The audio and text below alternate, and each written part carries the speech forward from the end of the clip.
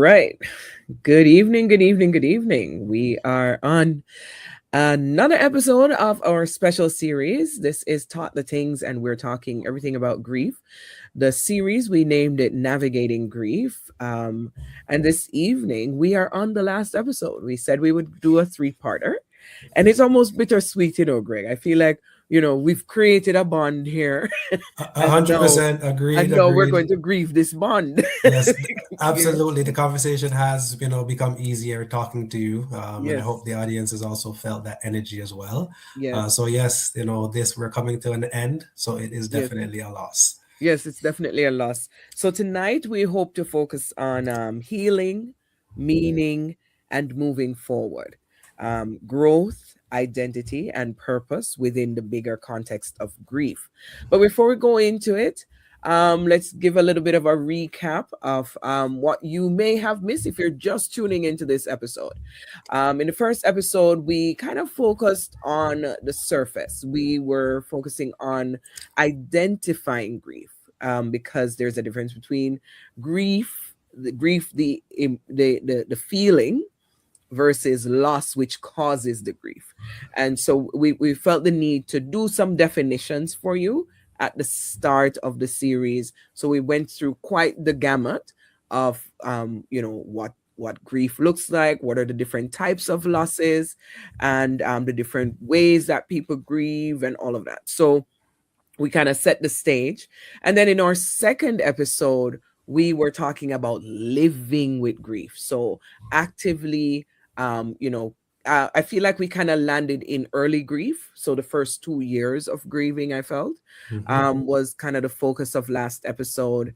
Um, and of course, we have our, trusty therapist here, Greg and Leslie, who has been guiding us through from his professional lens. He does grief counseling and he does work with persons who experience loss. Greg, anything you think we wanted to highlight about the last two episodes? So as stated, we touch, the nuances that exist within culture, the different way people process grief, as you talked about living with the grief, Mm-hmm. recognizing that people are resilient, recognizing that people deal with grief on their own, um, recognizing that grief does change people over time, Mm-hmm. recognize it's a journey and it's unique and Mm-hmm. to each person. And we realize that people should give each other autonomy in the journey. Mm-hmm. However, living, living and adulting and living with the world and those daily activities sometimes, causes people to be less sensitive or overly sensitive, Mm-hmm. which both can cause, different impacts at the time. So Mm-hmm. to your point, just really going through the gamut and really trying to shape an understanding of what is grief, living with grief, and then tonight kind of wrapping it up with, providing some context around hope and Yes. where and how people continue to move through that journey. Yes. And yeah, I'm glad you mentioned the journey piece, because it is a journey. It's not linear for most persons. We don't I guess it depends on the type of loss. Some Hmm. loss you might definitely do the linear steps Hmm. that everybody sees online, the 7 stages of grief and so on. Hmm. But for most losses, it's not linear. Hmm. We might even go back to phase 1 after we've gone to phase 5. So, you know, Definitely. so it's important to know that it's a journey. So as we go through this journey tonight, we hope to give you some insight on healing, meaning, and moving forward. And I think we're going to start us off with a clip I was going to play last week, and somehow I felt like it is more appropriate for this week. And you'll see why, Greg. This is Oprah and Tyler Perry had a session where they Hmm. were talking about grief and loss, and this happened in when they were interacting with the audience. Okay. Diane has a question about letting go. Thank you. So, my mom recently died, and sorry. No, no, no, no, no, no, no, no, no, no, no, no. Grief is a very living thing. It visits at random.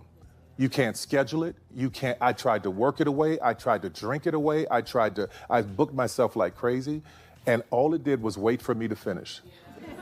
So, So That when is it, good. so That when is it shows up, good. That is good. so so so when it shows up, however it shows up, let it show up. To add to that, to everything in your life, there's an opposite, right? To everything, there's up, there's down, there's in, there's out, there's east, there's west. There's an opposite. So whatever you're going through, this is what I had to remember constantly: the pain, the difficulty, the hell. There was an opposite, and I refused to leave this planet until I got to see what that opposite is. I'm living it now, and it's the most beautiful thing in the world. So please, whatever you do, push till you get to the opposite of the pain that you're feeling, the hurt, the fear, whatever it is, push, push. That's the resilience. Push until you see the opposite of it. It is so sweet. And my prayer for everybody here, everybody watching, get there. I promise you, get there. It's beautiful. It's beautiful. Yeah. So you see why it fits. 100%. When he says get there, Yeah. I think it's the journey, and the journey is not necessarily over. But I think what he talks about is it's like there is still, not to undermine, but there's still life to live, not to suggest that people are not living. Mm-hmm. But let me be clear: just the opportunity to continue to enjoy things, the Mm-hmm. opportunity to do what you used to do, the opportunity to probably plan for your triggers, the opportunity to probably seek support, Mm-hmm. where the feelings and the impact that you have, you're on the other side of it. As he said, the opposite. It Mm-hmm. exists, but you're able to balance it then and Yeah. to a place where there's joy, there's hope, there's understanding, there's life after, where you recognize that these things, it's, similar to last week's example, the rock doesn't disappear, it Yeah. just gets easier to carry, you Yeah. know. So So go ahead. so a lot of people are afraid of healing though. They Mhm. feel they Mhm. may Mhm. feel that Mhm. healing means forgetting. Correct. So how do we shift that for them? Well, I think it's the mindset, right? Because Mm-hmm. I would say emotions are real and they exist. While Mm-hmm. they are subtle and we can't see them, um, we recognize the existence based on the feeling, the different emotions that we have that lead to, whether it be crying, being sad, not being able to eat, as Tyler Perry pointed out, probably drinking, eating. So all of these are things that you can do, but Mm-hmm. they may be you may be doing them negatively, where they're not making you healthy, they're making you more unhealthy. So the idea is to take on a healthy approach to this.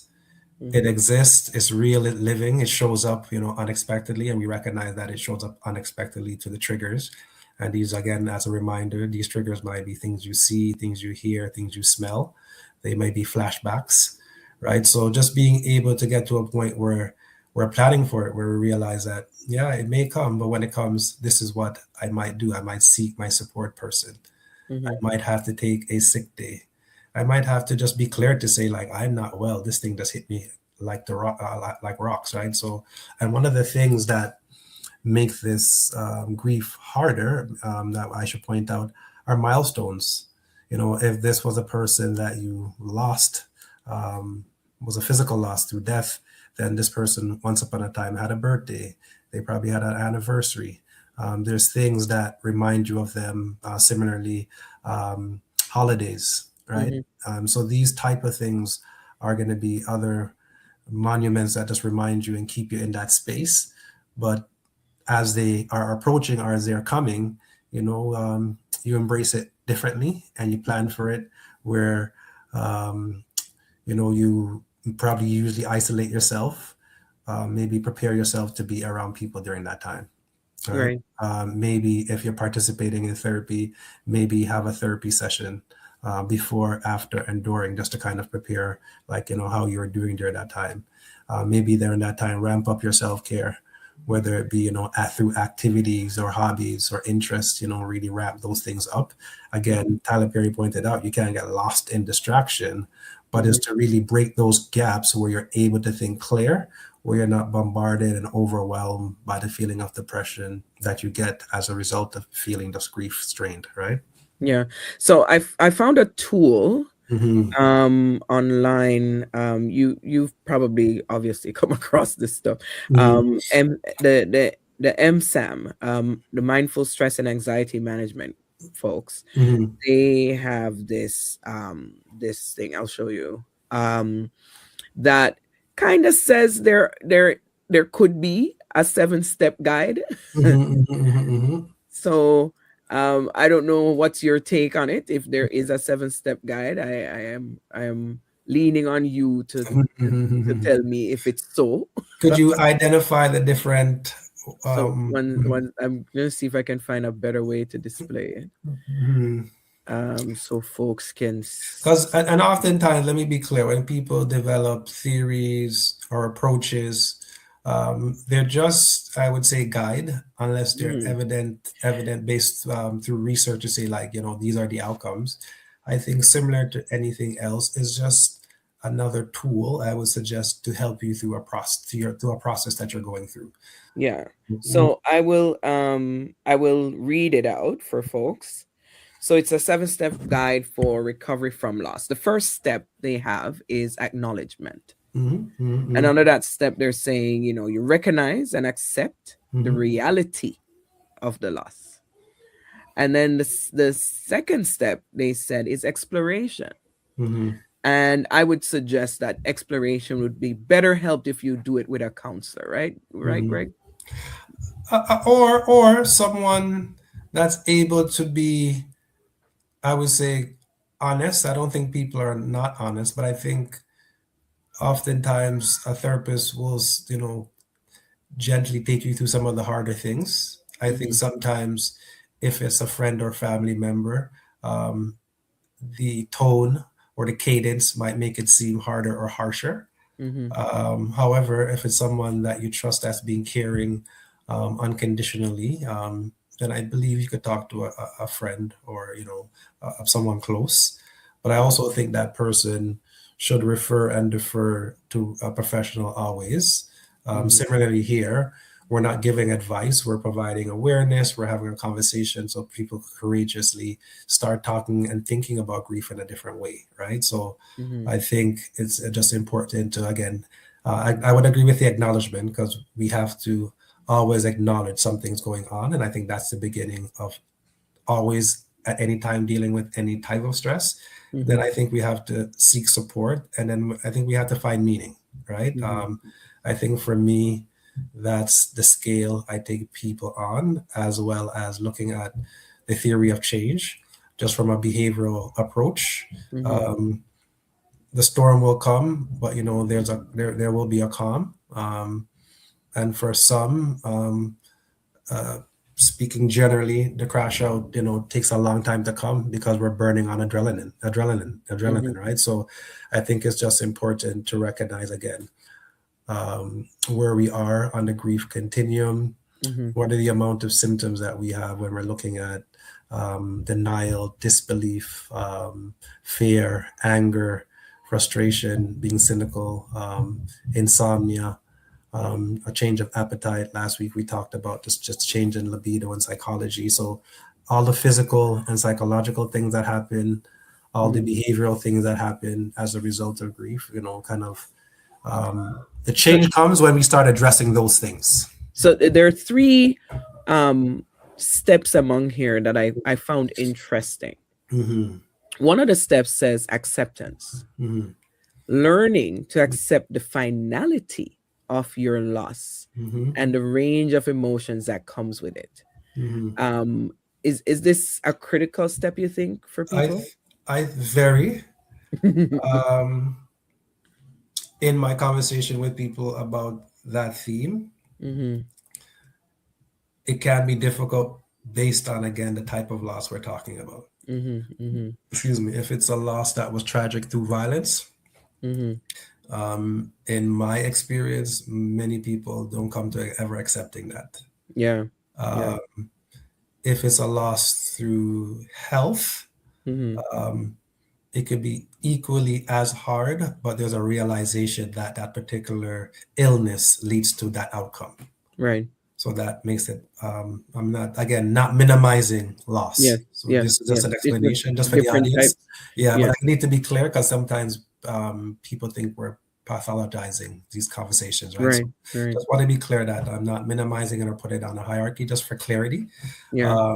So, depending on the type of loss, I think that's the weight of the impact for a loss. So when we're talking about acceptance, for me, um, is the realization of the type of loss we're talking about and being rational while not being cynical, because there's a truth around how could I accept such and such when it Mm-hmm, could have been different. And I think mm-hmm. for a lot of people, the ambivalence of like someone else cutting someone's life short is hard to accept because there could have been another choice, Right, right. right? So I think those types of conversations, in my They're harder. experience, are harder. Yeah.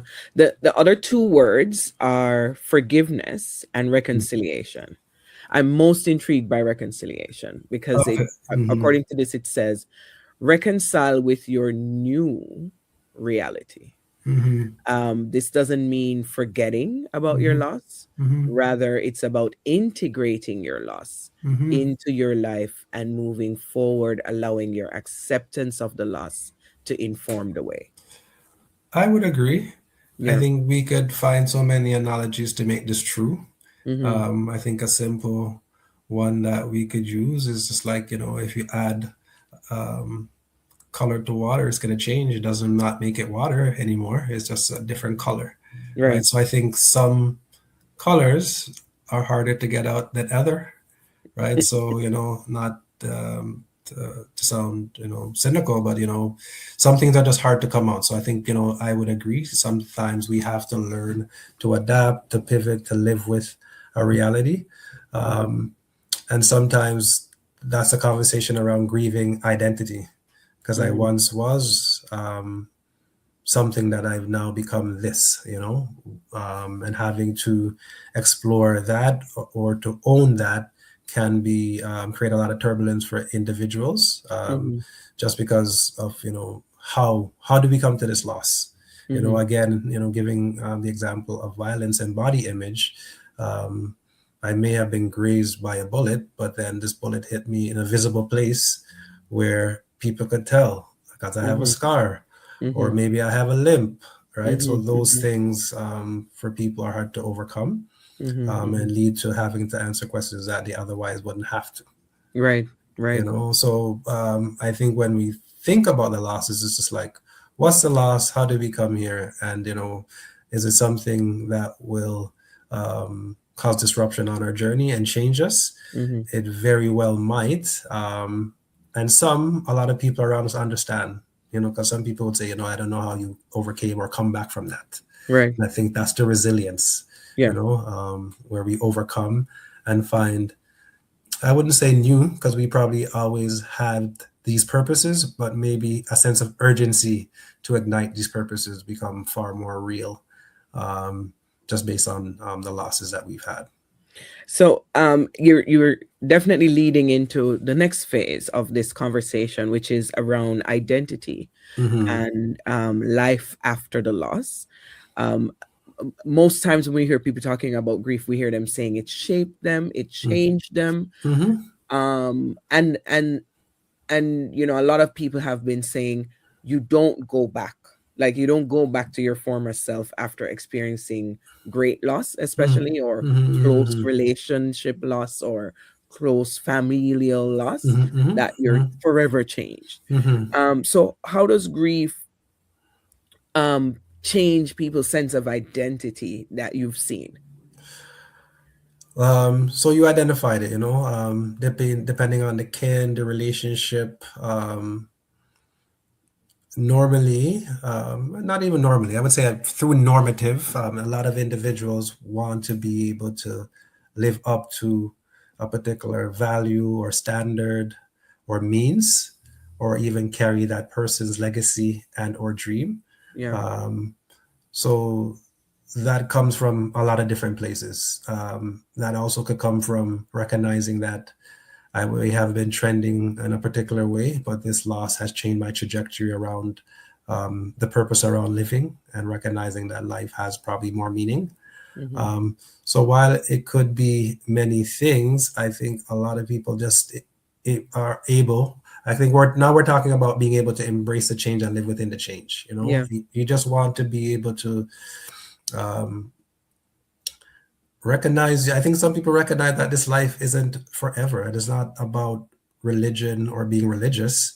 You Mm-hmm. realize that anything, could take your life, to be very honest, and Mm-hmm. anything at any moment we could suffer a loss. Mm-hmm. So for some people that experience these losses, this just becomes more evident and apparent. I Mm-hmm. think the world is very much unpredictable, and safe per se, but for some they would argue otherwise, right? So Mm-hmm. I think it's very much about understanding the world. I would say your worldview, Mm-hmm. and different things come into it: your class, your status, your racial identity, and I Mm-hmm. think these things contribute to the sense of purpose that you now decide to have. Mm-hmm. When again, we're looking at living with it, not suggesting that it didn't go away, but we're finding ways to get up every day with meaning, Yeah. that ignites a different sense of life, because we may not be here forever, but we want to live a greater sense of purpose for ourselves, just based on the values and the morals and probably the ethics and the change in behavior that we need to embrace that we probably were not, right? Yeah. I see in many instances, sometimes we try to avoid Mm-hmm. the identity, or sometimes some of us are defined by grief, especially if it is, a constant thread in your life. And one Mm-hmm. of those persons I think that I resonate with a lot is Anderson Cooper. Mm-hmm. And I'm going to play for you him kind of processing what it has meant Mm-hmm. and what he wants it to mean now Mm-hmm. in this clip. So let's look at this. Grief, when it comes, is nothing like we expect it to be. Joan Didion wrote that, and boy, was she right. It's nothing we expect, and it's different for everyone. I've spent much of my career as a reporter in wars and disasters, stepping into other people's grief, but I've also spent most of my life running away from my own, and I haven't gotten very far. For the last few years, I've been going through dozens of boxes of photos and papers belonging to my mom, Gloria Vanderbilt, who died in 2019, and to my dad, Wyatt, who died when I was 10, and to my brother, Carter, who died by suicide when I was 21. I'm the last one left from the little family I was born into, the last one who remembers our stories and the life we shared. I found letters and journals, old seating charts for dinner parties, postcards from Truman Capote, even telegrams from Frank Sinatra, whom my mom was dating in the 1950s. Sifting through these boxes, these memories, it's been overwhelming and lonely, and I'm not sure what I'm supposed to do with it all. I can't just get rid of these things. It's all that's left of them, and I'm not ready to let them go. The truth is, none of us is alone in our grief, though it certainly feels like we are. The path we're on is well traveled. The person sitting next to you on the subway or in a cubicle at work, everyone has felt the pain of loss or will. It is a bond we can share, but we rarely do. Instead, we shroud our grief in silence. Why is it so hard to talk about? Why must we keep it hidden away, crying in private, speaking the names of our loved ones in hushed whispers only we can hear? I've done that my whole life, and the price I paid is high. When you bury your grief to mute your sadness, you mute your ability to feel joy as well. You can't have one without the other, and I see that now. Talking about grief and hearing from others who are living with grief as well, it's the one thing I found that's helped me feel less frozen by it and less alone in it. I'm not a fan of New Year's resolutions, but this year I'm going to try and give up carrying my grief in silence. I've been doing that since I was 10 years old, and the weight of it is just too much to bear. A lot to unpack there, but A lot, a lot, a lot. I think that a few things, him having to deal with, ongoing generational grief, Mhm. losing multiple family members, and then, from my assessment, just being the caretaker to carry his family's legacy and history, Mhm. as a sole survivor right now. It sounds like, I'm sure he has Mhm. extended family, but just being able to carry that legacy. And then he talked about isolation. Mhm. Um, he talked about, and that's that's the binary, you're giving up your happiness for sadness because of the loss, Mm-hmm. and staying in that space, as we kind of talked about, just feeling guilty to move on because you don't want that person to ever believe that you stop being sad because you forgot them, and many other reasons. But as you said, a lot to unpack. Mm-hmm. But I Mm-hmm. think what he said is what we're doing, having the conversation, Mm-hmm. right? Recognizing that that we probably have more in common in sharing our grief to be able to have a release than being silent, Mm-hmm. right? Because Yeah. oftentimes the conversation does provide context where it's just like, oh, you understand, you feel that Mm-hmm. way. And in my experience, people um, feel good when they're validated and Mm-hmm. feel good when they're understood. So I think having the conversation is important and helpful when you're ready and able and willing.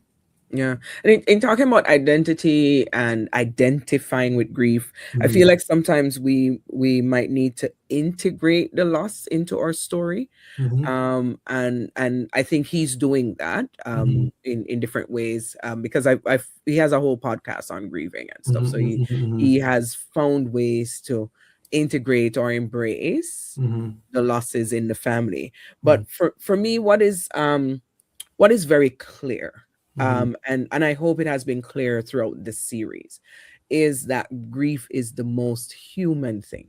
mm-hmm, mm-hmm, mm-hmm, Because Anderson Cooper, if you know his background, he comes from a very well-to-do family, mm-hmm, and has been in the public eye for himself, been popular on his own as well, mm-hmm, and in media and so on. And so you would never think, you know mm-hmm, that you may have something in common with him. mm-hmm, And here comes grief, mm-hmm, where it is one of the most human things. mm-hmm, And that is why, like, the impetus for us to discuss it came to me, is mm-hmm, that it is one of the most common threads that we are not exploring. mm-hmm, And some people are suffering in silence, mm-hmm. unfortunately. Yeah. And we want to break that. We want to break that silence. We want to break that stigma, and we want to allow people to understand that they can open up, as well.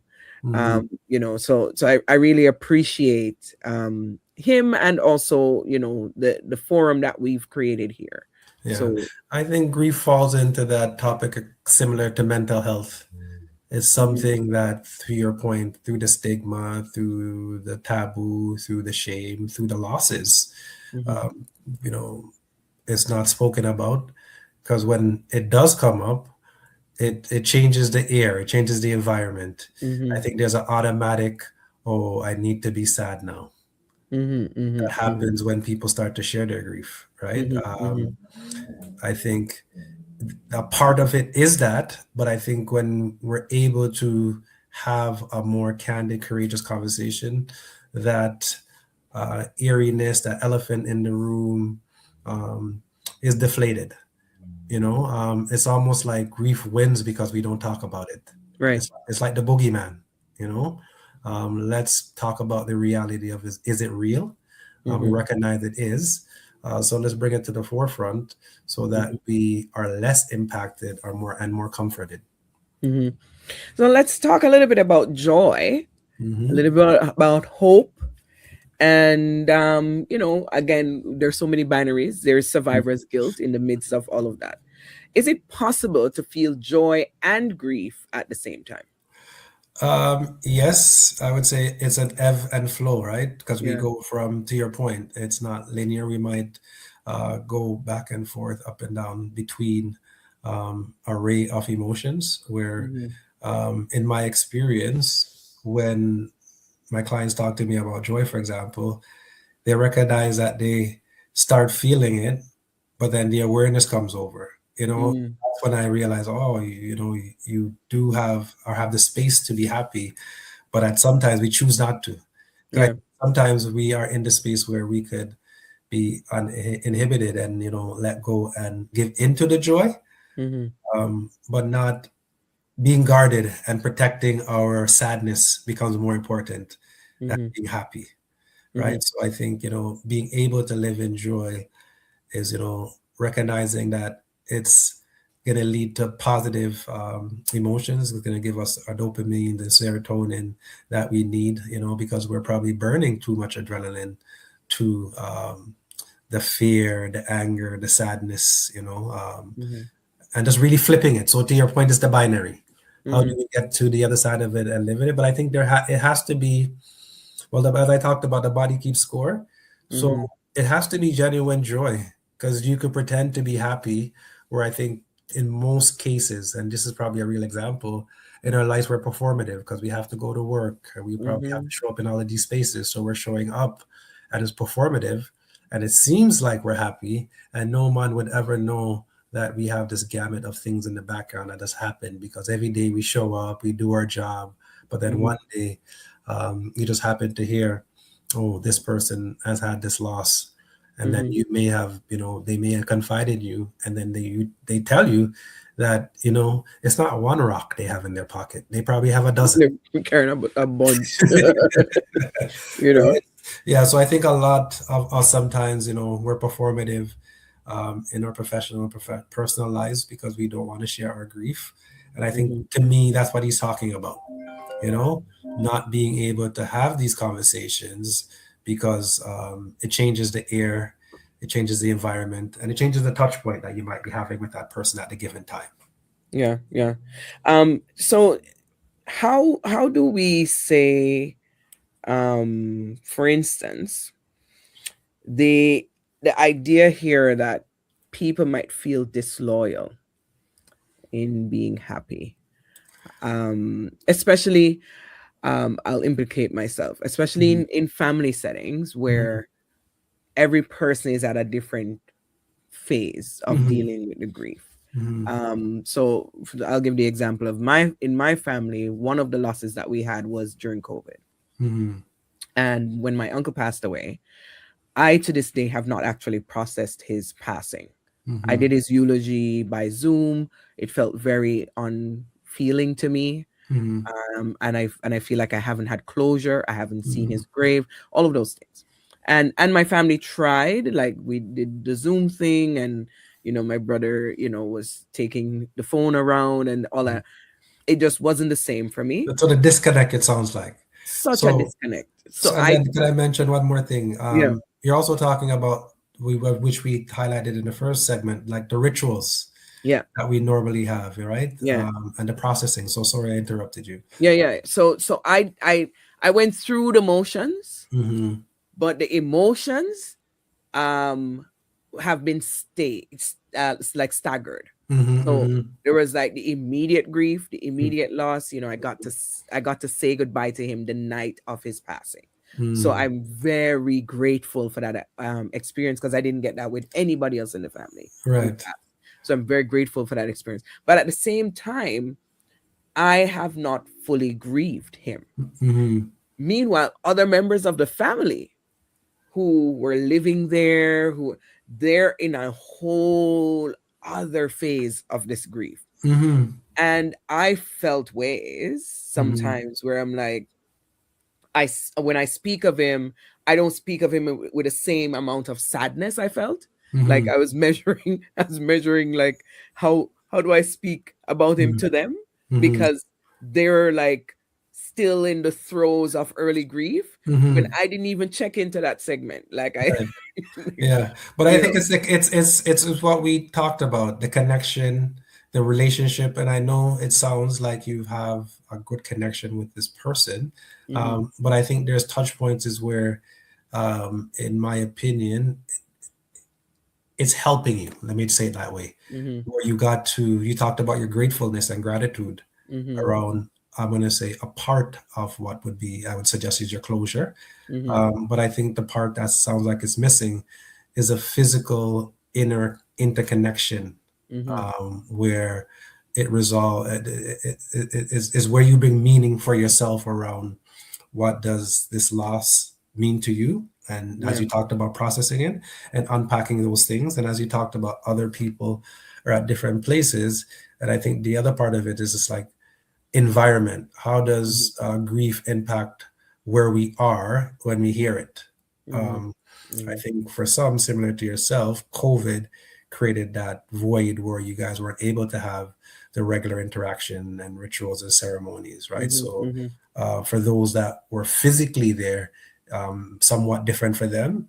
But Mm-hmm. so I think that's what we're talking about when we talk Yeah. about what are the nuances, right? Yeah. So just giving examples as to what I would talk to you about and how we Yeah. would kind of make these connections to say like, here you are. And again, it doesn't mean that you are less impacted.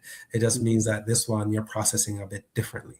Yeah, I'm very intrigued by survivor's guilt, Mm-hmm. which shows up in different types of losses, right? As Mm-hmm. we're talking about COVID, a lot of us survived COVID, Mm-hmm. and some Mm-hmm. people literally passed away from having it. Mm-hmm. How does that show up? You find in practice for people that Um, survivor's guilt. so I've dealt with it and have continued to deal with it with several clients that I have. Mm-hmm. Um, and I think really just to paint a picture, I think for it's similar. I think for the one that I've engaged with, those people were in situations where they too potentially could have died. So when we talk about violence, violence is not just by knives and gun. It could be just by a car, Yeah. or just people just being foolish. Right. I'll say that. Mm-hmm. I've dealt with individuals in car accidents, Mm-hmm. Mm-hmm.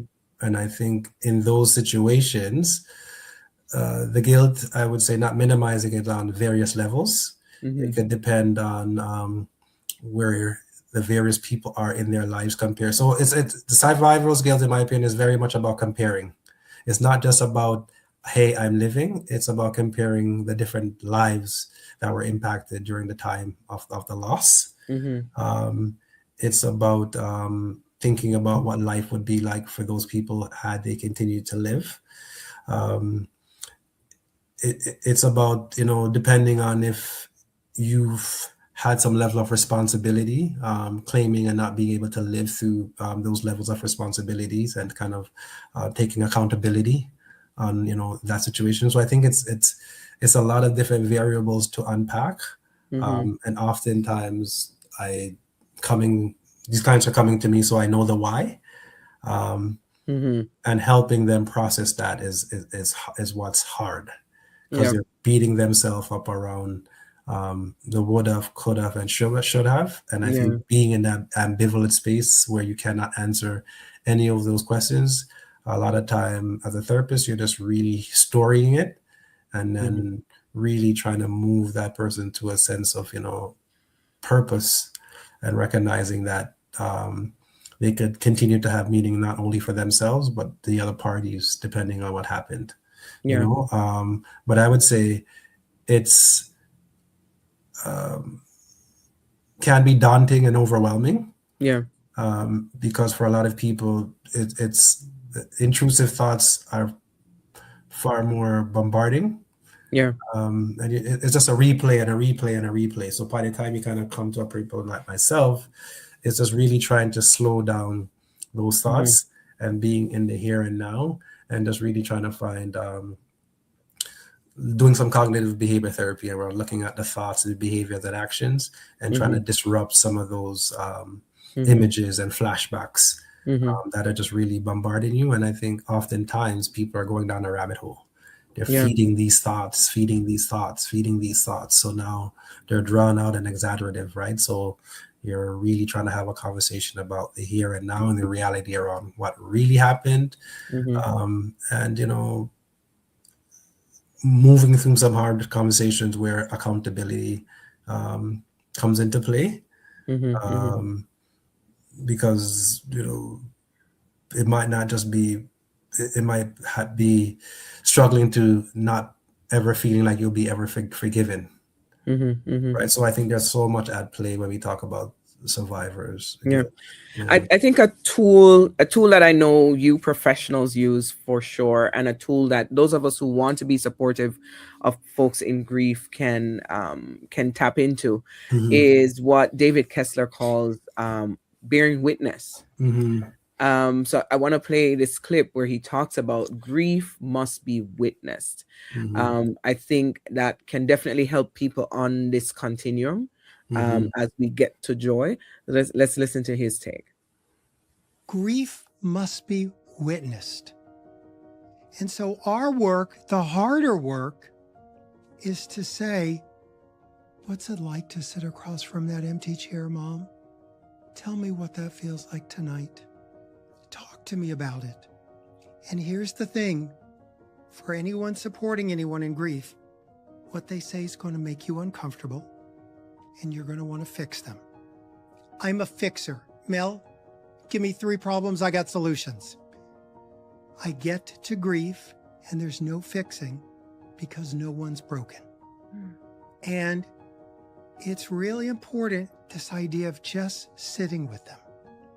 I just got back from Australia, and I was talking to a researcher who told me she goes to these small villages, and in the village, the night someone dies, everyone in the village has to change something in their house or in their yard. And the researcher said, why do you do that? And they said, because when the family wakes up the next morning, we want them to know, now that your loved one has died, everything has changed. That's witnessing grief. Now that your spouse, your parent, your sibling, your child, your friend has died, all of us get everything's changed. And people say to me so many times, I just want Mom back. I just want my friend back. I want Dad back. And I say, they'd love to be that person they were before also. Here's the bad news.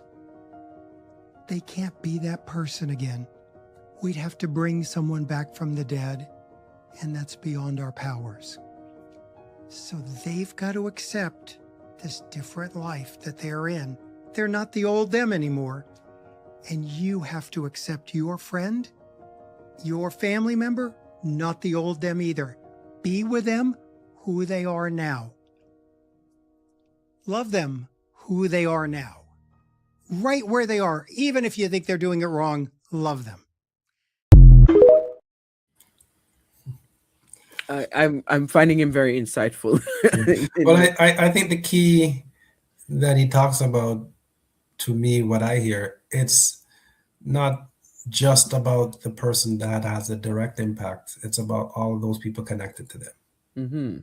It's You know, community. it's community, right? It's community. For it- me, that was what resonated. mhm, It's mhm, community. mhm, The idea that yes, you may feel isolated, but if we, even untrained, we mhm, mhm, as community acknowledge and bear witness mhm, to the loss, bear witness to the grieving, mhm. that kind of reduces the isolation, I would feel. Because you're validating the shift, Yeah, yeah, and you're giving permission, yeah, right? And I think there's a level of empathy yeah, from his perspective that you have yeah. when you recognize that, there's a shift. And I think there's a profoundness around the village that he talked about. Yes, That's huge. man. That's a shift. That's such a evolved way Yes. to deal with loss. You know what I Hmm. mean? Hmm. Just be like, Hmm. listen, when they wake up, let them know that we know. You know what I mean? When they wake, let Hmm. them know everything changed. Something Yeah, yeah, changed in your yeah, life. yeah. Everything changed. We're moving this stone Hmm. that you used to see here. We're moving Hmm. it away Hmm. because something changed. Yeah. But one of the things that stood out to me when he Mm, spoke um, is like when he says, like, listening to the person in front of you. yeah, For me, as a therapist, this is where the non-judgmental comes in. yeah, yeah. Because, and this is just me being articulating this for understanding. Yes, People say strange things to me, but when yeah, I hear these strange things, is for me to discern, yeah. like, do I need to be doing another diagnostics because I think Right, something else is emerging here, right, or am I just hearing people finding a way to cope, and it sounds strange to me, right. because oftentimes for people who have lost their loved ones, laundry. Like they may have not washed that person's clothes, so they want to smell that person. Right. And for some people, just like, oh, that's dirty laundry. No, Right. they want to be able to be reminded of To that person. consistently have that scent.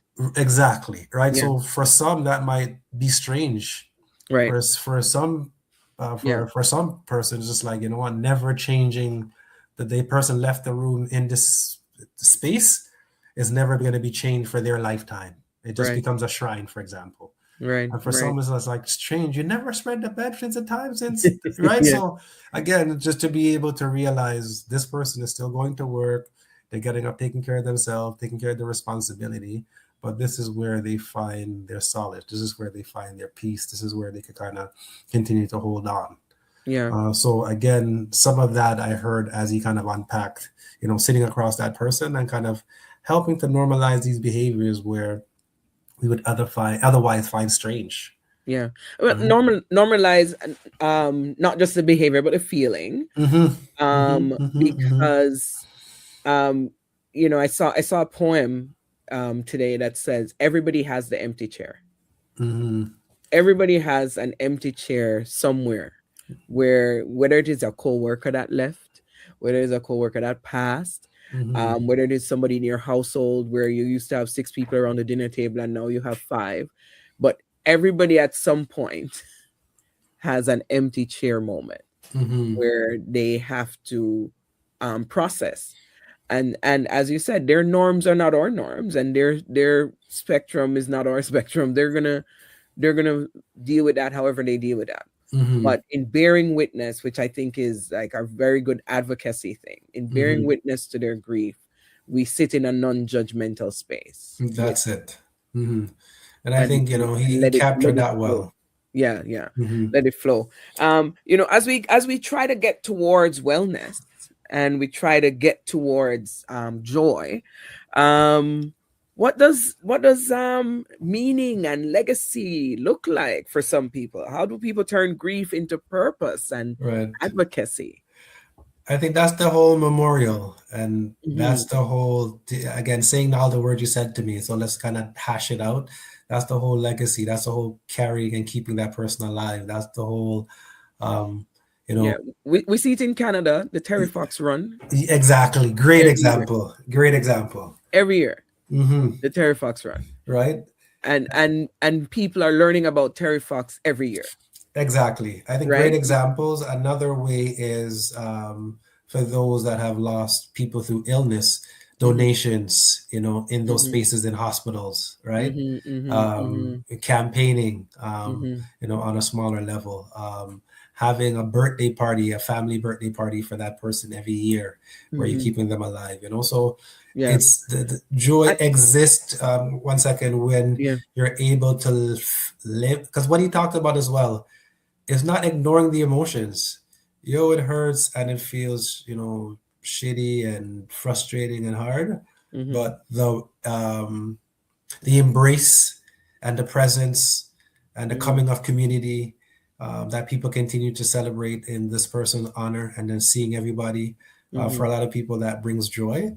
mm-hmm, I could only imagine Terry Fox as a good example years mm-hmm, later, you know, having the impact, you know, that he has had, mm-hmm, right? So I mm-hmm, think for a lot of people on the micro and macro level, being able to continue to celebrate that people, that person, or that thing, or mm-hmm, that legacy mm-hmm, is huge, you know. And I mm-hmm, think, not to sound too philosophical, but I think, you know, living and being a black man and thinking about slavery and colonialism and those backs and shoulders that we stand on, you know, in the month of February, you know, and you know, mm-hmm. losing the great Jackie Jackson the other days, you know, Yeah, Jesse Jackson right, passing in Black History Month is right, like some kind of test right. for So Black this, I people. think, you know, needs to be mentioned, right? You know, Yeah, yeah, sorry, just it's kind of like an emotional test for Black people.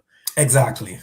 But like with these memorials, like with the Hmm. runs and so on, it I think also prompts us to go learn, right? Yes. I would hope that people who never heard of Jesse Jackson, seeing us Black folks post about him, put up his quotes, I am somebody, Hmm. would hopefully go and look. because Right. that's what happens. I like the subtle memorials personally. So Mm-hmm. I've gone to a park. I'm not even from Pickering, and I've gone to a park in Pickering, and I saw a bench, Mm-hmm. and the bench had a little plaque that was to some person who passed away. Mm-hmm. And I immediately have curiosity now about this person. And I'm Mm-hmm. like, I wonder Right. who was this person? What did they mean to everybody? Mm-hmm. What did they come to this park every day? Would they have sat on this bench like I'm now sitting on this bench? Right. And I think, and I want to honor Mm-hmm. people who do these things, who Right. find ways to express grief and add meaning Mm-hmm. to grief. I want to honor that, because I want you to know that in that act you have created community. In Mm-hmm. that act you have pulled us into your loved one, Mm-hmm. right? you Mm-hmm. you're you're in memorializing and keeping them going. You've also allowed for a perfect stranger Mm-hmm. to want to look it up, in the same way that when we go to visit these memorials for slavery Mm-hmm. and Mm-hmm. so on, Agreed. we go and read and we Mm-hmm. want to know more about all of these persons that we're seeing on this plaque, or who have gone through this fort, or who have those who go on almost like a journey to Ghana every year, and Mm-hmm. go through Mm-hmm. the slave So journey. all of which, this is the joy, and this is This, this is the memorializing that we're yes, talking about, right? The yes, planting of the trees, making these voyages to your point, and yeah, finding a new sense of identity, and this is the joy, and yeah, this is the purpose and the meaningful making, and this is to yeah, your point, the awareness. The one thing that I'll also highlight here is that um, those that are left back that create these memorial also leave themselves openly vulnerable, mm, right?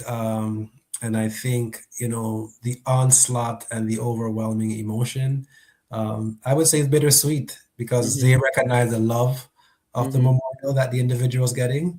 So they're mm-hmm, grieving like, oh my God, you should be here seeing this, yeah, as well as, oh my God, this is so much to take in.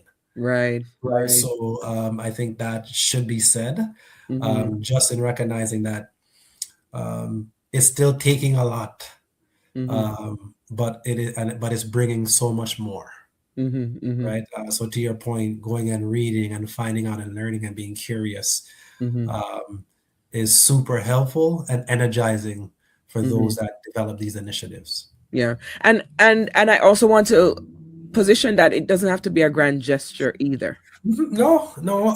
As I Right? said, a lot of individuals growing up in communities that I have, we've done tree planting, Mm-hmm. we've done river walks, Mm-hmm. right? Mm-hmm. Or we've, schools have put up a scholarship in Mm-hmm. that individual's name, Mm-hmm. right? Or we've donated a hallway, so there's many changes on the macro community level that Yeah. could be done. Yeah. Um, And you even know, individually, you in- you can write a poem. yes, That's in exactly. ink. That's in, black and white. You can get it Mhm, printed, mhm. laminated, do all the things.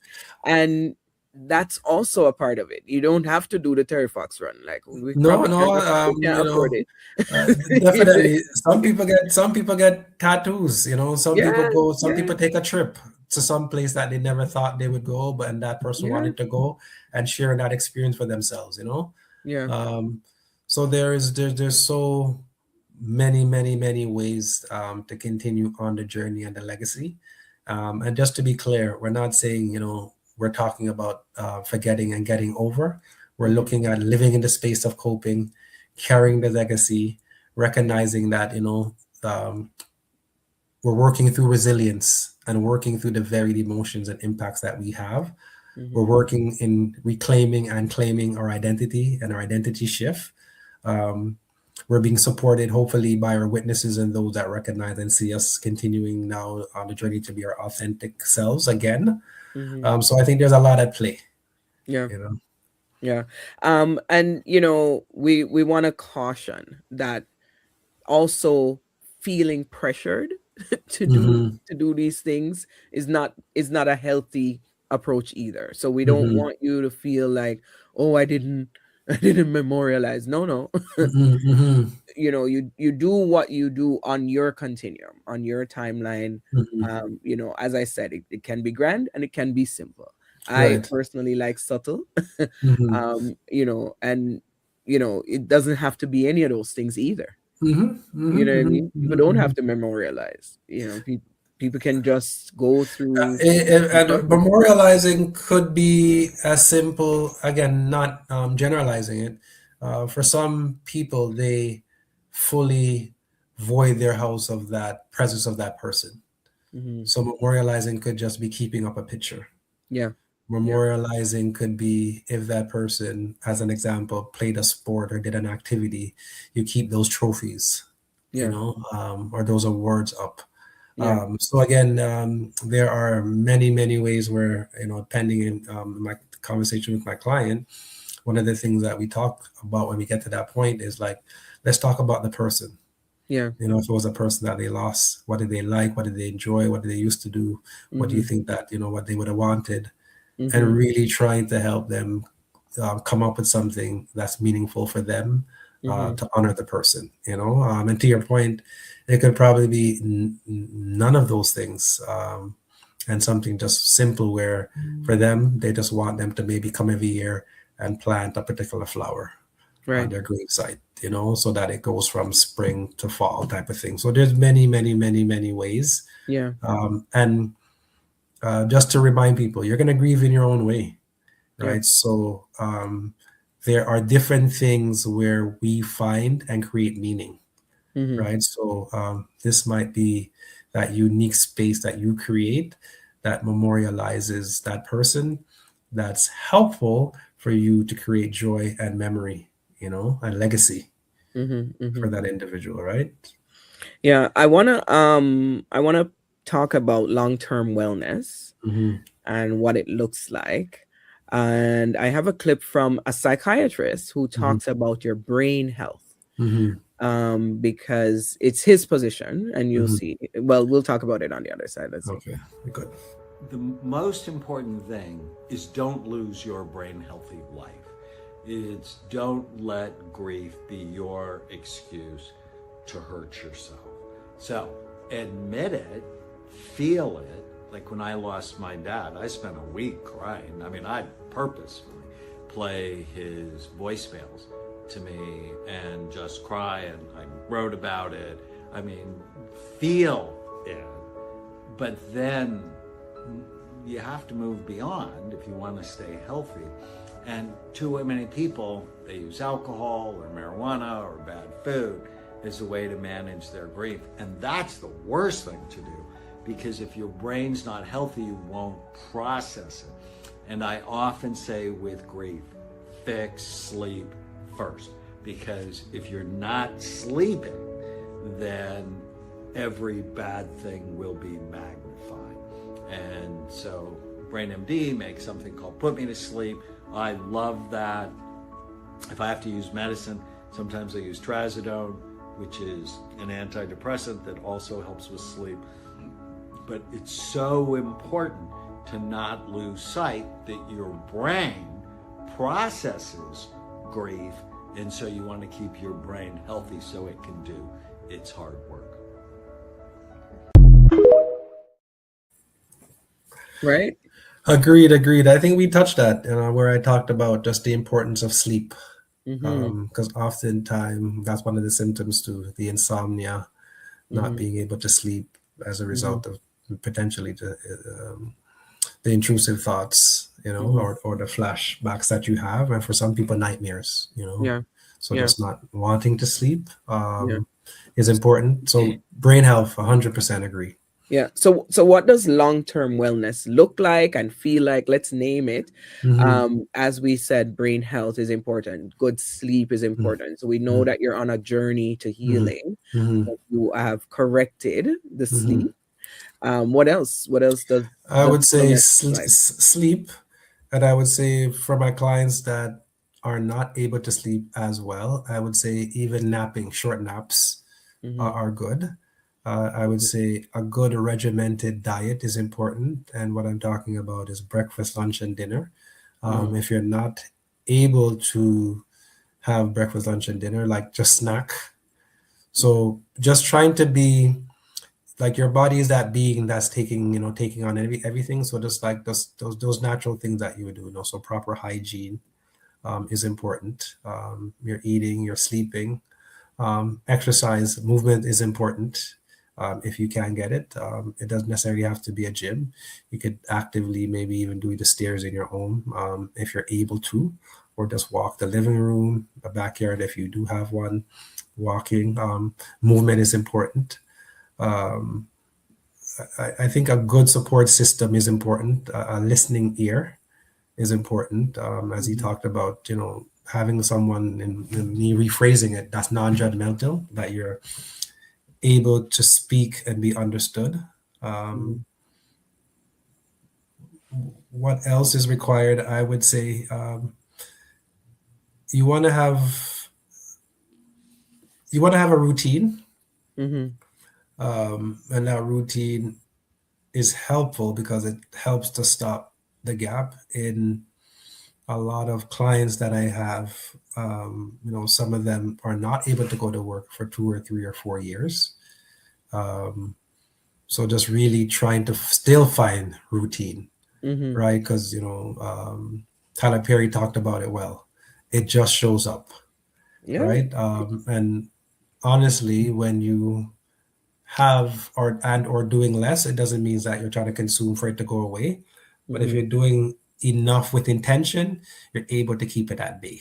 You Mm-hmm. know, again, I understand. For me, I validate my clients in the beginning. Kind of just staying in bed, just kind of pulling yourself together. I understand, but how long do we stay in that space where we start to um, should start to disrupt some of it? Mm-hmm. I will never judge a person for where they are. I'll always encourage to say, like, what could we do to get to the next step? Yeah. It's just to be able to continue to be on a continuum of being healthy, which is what we're talking about, right? Yeah. Yeah. And I think all of those things, they sound fundamental, um, but It's uh, sometimes hard. yeah, because when I speak to a client, one of the questions on the assessment is, how many hours do you sleep now? Right. And then how much hour did you used to sleep before? Right. What type of sleep do you have? Is it disruptive? Is it restless? Just to really kind of figure out like their sleeping patterns. For Mm-hmm. some, they may have had disruptive sleep in the past. And for some, they probably slept too much or slept too little. So kind of just figuring out where you land on the continuum just to try to support it Mm-hmm. in healthy ways, as the psychiatrist talked about. For some, they may need medication. I've had clients on heavy doses of antidepressant and sleeping medication, but the trauma and the stress and the overwhelming thoughts that they have is so intrusive that Mm-hmm. not even that can help them to sleep. Mm-hmm. Mm-hmm. Just in the midst of some of the loss and Mm-hmm. what's happening mentally, right, and Mm-hmm. psychologically, right. So I think it's important to help people realize um, we need to practice multiple parts of health: physical health, mental health, just all parts of your health, your wellness, Mm-hmm. as it Even really spiritual. spiritual health. Yeah, there's Mm-hmm. no, it's like on the continuum, Mm-hmm. Mm-hmm. um, just every domain of health you could think about, as you talked about your spiritual health, your sexual and intimacy health, like everything should be practiced, um, and have an idea of like how well we're regulating these domains, Mm-hmm. to be able to see if we are indeed healthy. You Yes. and when we're talking about healthy, it doesn't mean void of stress and or problem or losses, but just being happy and being able to be authentically happy, genuinely happy, sincerely happy, Mm-hmm. without Mm-hmm. feeling a sense of guilt because of your loss. Yeah. Is what we're talking about. Yeah. And we're gonna wind down, Mhm. and I want to leave folks with takeaways, as we close out this series.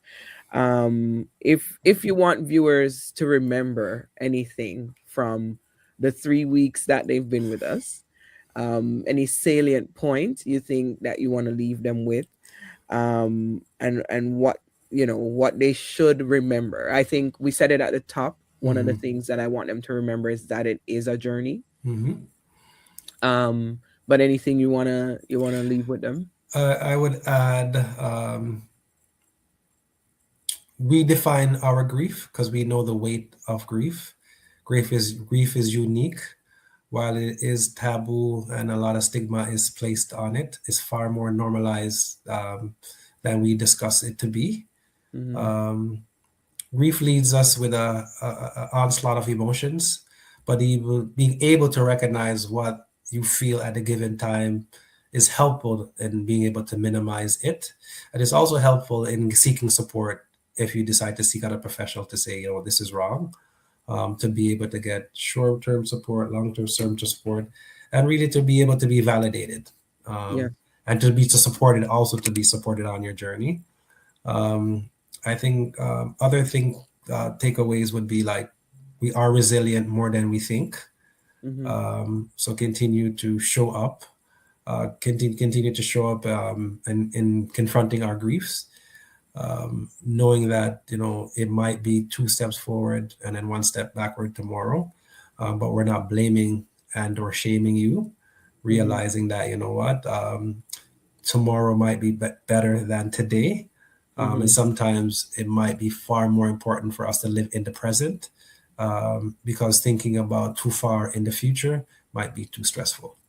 Mm-hmm. And I would say just give yourself grace. The weight that you put on your grief is a sign that you love and are holding on to someone or something dear. Mm-hmm. And I think that in itself is meaning in itself. Yeah. I want to emphasize things that, came up in this episode in particular, because I want people to get, as Tyler Perry says, get to the opposite of it. Hmm. And in getting to the opposite of it, tap into your creativity. Hmm. There you have some tools that maybe you have suppressed, whether it is because of guilt or whether it is because of the overwhelming state of grief, but Hmm. tap back in to the things that brought you joy. Maybe they won't bring you joy again. Maybe it's a new thing. Maybe it's the person you are grieving, the loss Hmm. that you're grieving, that will prompt you to a new hobby. Hmm. Somebody may have passed that used to be a big fan of, skating or dominoes or so on. You're like, oh, let me see what they really were interested in. And Hmm. now you have a whole new outlet for Hmm. joy. But I really want to urge us to seek out joy, to not stay isolated in grief. It's why, like, you'll see, I put up a different ticker right now under our names, and it's the contact for Greg. This is his zone. He's a professional. Feel free to reach out to him or other professionals that you may know of. Obviously, in this space, we're going to tell you to reach out to Greg, but as you can see throughout this series, we're not opposed to other voices. We're not opposed to hearing other schools of thought, and we're not opposed to, tapping into that which connects for you, because Hmm. at the end of the day, it's personal, and grief is very personal. Definitely. And if I could add one more note to what you're saying, I would say, um, in you seeking out a grief therapist, I would say in your consultation, I would say seek out one or three or two to Mm-hmm. be able to make informed choice, Mm-hmm. and just see what synergy exists between you and the therapist, what connections you have. Mm-hmm. Ask them questions that you're curious about, just to be able to see the level of representation and understanding that you're seeking out. Mm-hmm. Um, because in your grief there will be disruption and you will be emotional, and you might come out in some of those sessions feeling a bit more probably anxious. However, again, to be the support is there to help you understand, to come to, as we're identifying, come to the other side of it, Yeah. right? So just to be able to recognize, find synergy, find representation, and find a connection that makes sense for you. Yeah. um, I think it's important. And that's important to talk about representation, because in our first episode we talked about Mm-hmm. culturally specific impact of grief, and culturally specific ways and mores that Mm-hmm. come up when we are in grief. Mm-hmm. And so it is good to find somebody that you can have rapport with, that is non-judgmental, and who may have a vast life view, that Mm-hmm. can understand or sit in and bear witness to Mm-hmm. your grief in a way Mm-hmm. that works. Mm-hmm. So I hope that we have given you tools. I hope that we've given you language, and kind of removed some of the veil Mm-hmm. that has been around grief. Remove some of the leanings towards isolation that has been around grief. This is a personal journey for me, to open up conversations about grief. I think, especially in Black History Month, the idea that Black mental health needs to be on everybody's lips. The idea that we do some things that are norm to our culture, like silence, and we should consider disrupting that sometimes. Mm-hmm. And seeking help is another piece. A lot of people don't seek the help they need. Personally, I feel like reparations should be giving giving Black folks free mental health, but that's just me. Mm-hmm. That's one of the lists. That's one of the things I would put on my reparations demand, Absolutely, yes. is to have mental health resources available in Black communities globally, because a lot of us are products of the slave trade, Mm-hmm. and coming to new lands, maybe even as immigrants, but coming from lands that were colonized. Mm-hmm. And so there's so much to unpack and deal with from time to time, and so much grief that we're carrying, I feel, sometimes in our DNA. Dr. Joy DeGrasse talks about it as post-traumatic slave syndrome, Mm-hmm. where it's almost written on us, Right. and we haven't unpacked some of those things that we're carrying generationally and so on. So I hope that we have opened up um, the road to conversation, and the road to bearing witness to grief, and given some tools. Um, I want to leave folks with just this gentleman I saw on TikTok. I don't even know if he's popular or not. First time I saw him. But I want to leave this note with you guys, and then we'll come back and wrap up. I think grief is proof of love. I think to hurt, it's a reminder that something was important. I know we should be able to stomach things and just move on from them and just be strong. But I like to think that grief is proof that something mattered here. Something was important here. Something moved me here.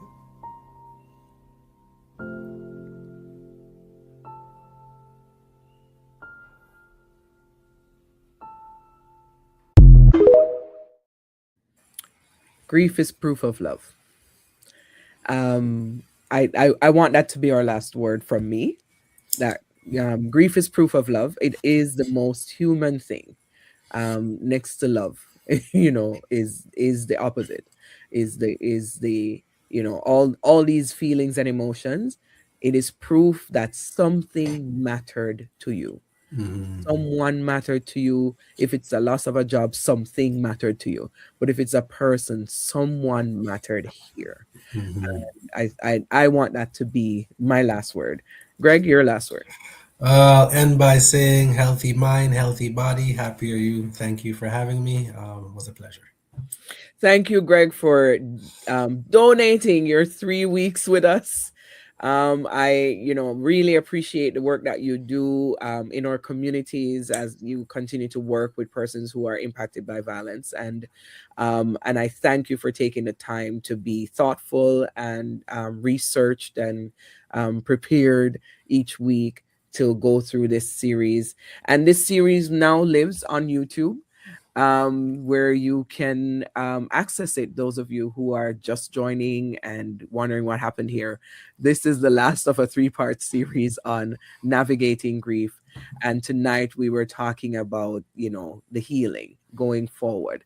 And I thank you all for giving us your time and your ears and your eyes, and locking in with us as we sat through this 3-week session on grief.